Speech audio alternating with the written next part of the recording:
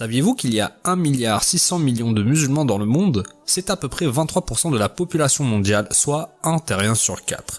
L'islam est en fait la plus grande religion au monde selon les dernières statistiques.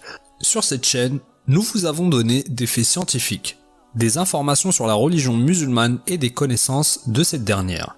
Premièrement, le djihad. Ce mot ici, jihad, nous l'avons souvent entendu être associé à l'islam. Cependant, ce mot ne signifie pas guerre sainte comme beaucoup de gens le pensent. Cela signifie en fait lutter ou s'efforcer. Et dans un contexte religieux, cela signifie la lutte à laquelle on fait face pour se soumettre à la volonté de Dieu. En parlant de la soumission, islam signifie soumission.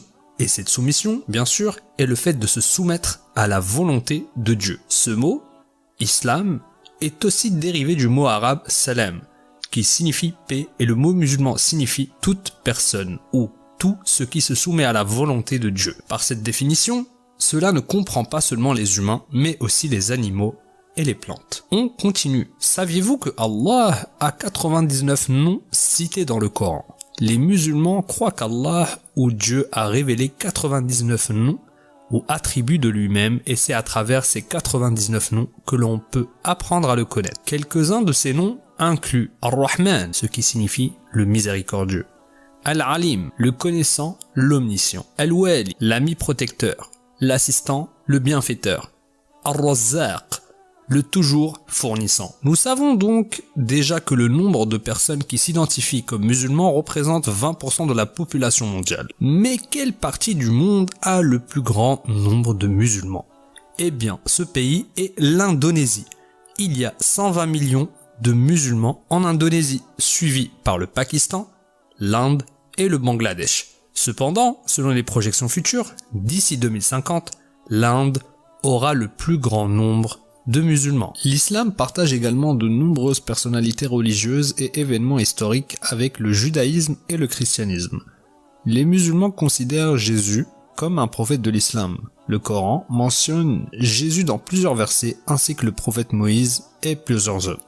Nous avons parlé du jeûne du Ramadan un peu plus tôt dans cette vidéo, mais juste pour vous donner un peu plus de détails à ce sujet, les musulmans jeûnent pendant 30 jours chaque année pour le Ramadan, qui est bien sûr l'un des 5 piliers de l'islam. On croit au fait qu'il est le plus dur de tous les jeûnes et sa fin est célébrée lors de la fête de l'Aïd. Mais pourquoi ils jeûnent? Je suis sûr que beaucoup d'entre eux le font pour leurs propres raisons personnelles. Mais le plus souvent, les musulmans qui jeûnent éprouvent ce que c'est d'être pauvres et affamés et le font aussi pour se concentrer sur le propre cheminement spirituel. Donc, je suis sûr que tous ceux d'entre vous qui ne sont peut-être pas musulmans ont entendu le terme Assalamu alaykum. Cette phrase veut dire que la paix soit sur vous. Et c'est tout ce que je souhaite à chacune des personnes qui regardent cette vidéo. Que la paix soit sur vous. Il y a trop de combats dans le monde, vous ne pouvez vraiment que souhaiter la paix de toute façon. Nous sommes arrivés à la fin de l'épisode. Merci beaucoup d'avoir regardé, j'espère que vous avez appris des choses si vous n'êtes pas trop familier avec ces faits sur l'islam. Faites-moi aussi connaître vos demandes pour les futures vidéos. Quels autres types de faits religieux voulez-vous que nous présentions? Ainsi que tout autre sujet sur lequel vous voulez que nous fassions une vidéo. Faites-moi savoir aussi en bas. Assurez-vous de me suivre sur Facebook, Twitter, Instagram. Les liens vers tous mes réseaux sociaux sont en bas et je vous verrai dans une autre vidéo, Inch'Allah. Wassalamu alaikum.